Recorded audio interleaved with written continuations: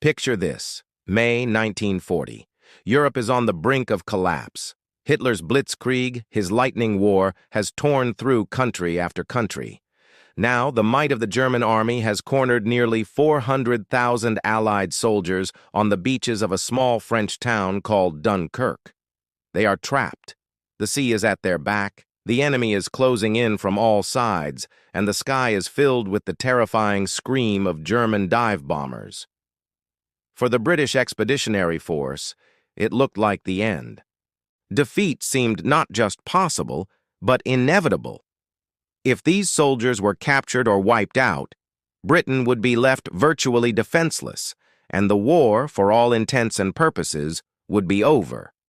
The situation was so dire that the British government began planning for a surrender. But then, something incredible happened. Something that would go down in history not as a defeat, but as a miracle. This is the story of Dunkirk, the impossible evacuation that snatched victory from the jaws of despair and saved the free world. So, how did the Allies get into this mess? It all started when Germany launched its audacious invasion of France and the Low Countries on May 10, 1940. Instead of attacking through the heavily fortified Maginot Line, where the Allies expected them, the Germans did the unthinkable. They sent their panzer divisions crashing through the dense, supposedly impassable Ardennes forest. It was a masterstroke of military deception. The Allied forces, including the bulk of the British Army, had moved into Belgium to meet the German advance. But this surprise move through the Ardennes cut them off completely. The German armored columns raced to the English Channel, creating a massive pocket of encircled Allied troops. Their supply lines were cut, communication was in chaos, and they were being squeezed from all sides. By May 21st, the German army had reached the coast, trapping the British, French, and Belgian forces against the sea at Dunkirk. The men on the beaches were sitting ducks. They had little to no cover. They dug shallow trenches in the sand, but it offered scant protection from the relentless bombing by the Luftwaffe, Germany's air force, and the constant shelling from artillery. Food was scarce, water was running out, and ammunition was dangerously low. The beaches were littered with abandoned equipment. Trucks, tanks, guns, all destroyed or left behind in the chaotic retreat. The scene was one of utter desperation. Soldiers stood in long, winding queues, stretching from the sand dunes into the cold, shallow water, waiting for ships that might never come. They were exposed, exhausted, and demoralized. Every day, the perimeter around Dunkirk shrank as the Germans tightened their grip. It felt like the world was ending, one bomb at a time.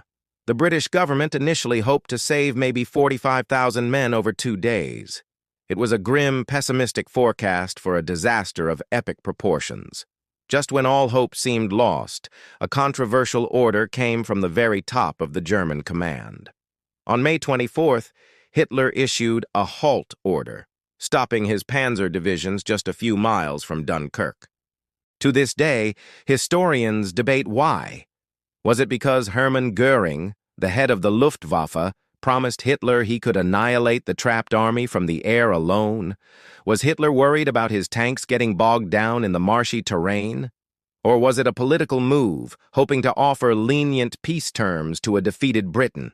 Whatever the reason, this 2-day pause was a critical, almost unbelievable gift.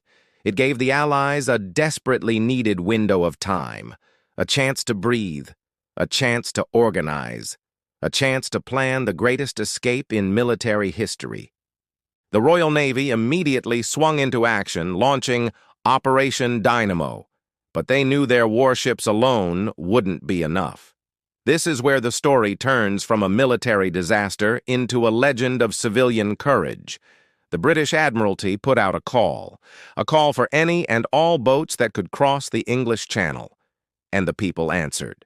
From fishing trawlers and ferry boats to private yachts, tugboats, and even small river cruisers, a motley flotilla of hundreds of civilian vessels, the famous little ships of Dunkirk, set sail from the English coast. Manned by fishermen, bankers, dentists, and weekend sailors, these ordinary people risked everything. They faced enemy mines, E-boats, and the constant threat of the Luftwaffe, all to rescue soldiers they had never met. These little ships were agile. They could get close to the beaches, ferrying soldiers from the shore to the larger destroyers and transport ships waiting in deeper water. They navigated through smoke, fire, and chaos, becoming a lifeline for the stranded army. The evacuation itself was a grueling 9-day ordeal from May 26th to June 4th. The Royal Air Force, the RAF, fought heroically in the skies above Dunkirk to protect the beaches and the ships. Flying from bases in England, they engaged the Luftwaffe in furious dogfights. The pilots were pushed to their absolute limits, flying multiple sorties a day. While they couldn't stop every attack, their presence was crucial. On the ground, a heroic rearguard of mostly French soldiers held the line, fighting a desperate delaying action against overwhelming German forces. They knew their job was to buy time for the evacuation, and many of them would ultimately be killed or captured. Their sacrifice was not in vain.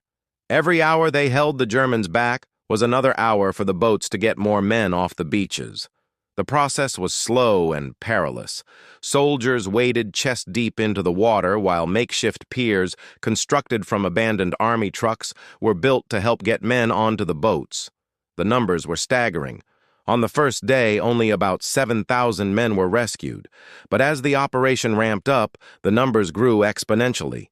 On May 29th, over 47,000 were saved. On May 31st, a peak of nearly 68,000 men were evacuated in a single day. The little ships and the Royal Navy worked in perfect, desperate harmony.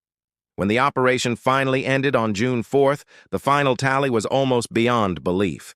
Instead of the 45,000 they had hoped for, a total of 338,226 Allied soldiers had been rescued from the beaches of Dunkirk. About 2/3 of them were British, and the rest were French and Belgian. It was a triumph of improvisation, courage, and national will. The miracle of Dunkirk was complete. Prime Minister Winston Churchill, who had only recently taken office, addressed the nation. He was careful not to frame Dunkirk as a victory. In his famous "We shall fight on the beaches" speech, he soberly reminded everyone that wars are not won by evacuations. But he also captured the profound significance of what had just happened. Britain had lost an immense amount of equipment, but it had saved its army. It had saved the core of its experienced fighting force. These were the men who would be retrained, re-equipped, and would go on to fight and eventually win the war. The spirit of Dunkirk, that sense of a nation coming together, of civilians and soldiers united in a common cause, galvanized the British people. It turned a catastrophic defeat into a symbol of defiance and hope. It was the moment Britain decided it would not surrender. It would fight on, alone if it had to. The legacy of Dunkirk is immense. It was the psychological turning point of the war for Britain. Without the successful evacuation, Britain would have been forced to sue for peace, leaving Hitler in dominant control of Europe. The course of history would have been entirely different. The rescue of this professional army meant that the fight could continue. It allowed Britain to survive the Battle of Britain, serve as an unsinkable aircraft carrier for the Allies, and eventually become the staging ground for the D-Day invasions that would liberate Europe. The miracle was not just in the numbers of men saved, but in the spirit it ignited. It proved that even in the darkest of hours, courage, resilience, and a bit of luck could change the fate of the world. It was a deliverance, born from chaos and courage, that allowed the flame of freedom to keep burning. Thank you so much for watching. The story of Dunkirk is a powerful reminder of what people can achieve when they come together against impossible odds.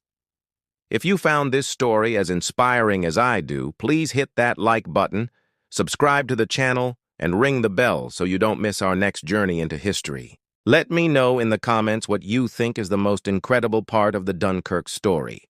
See you next time.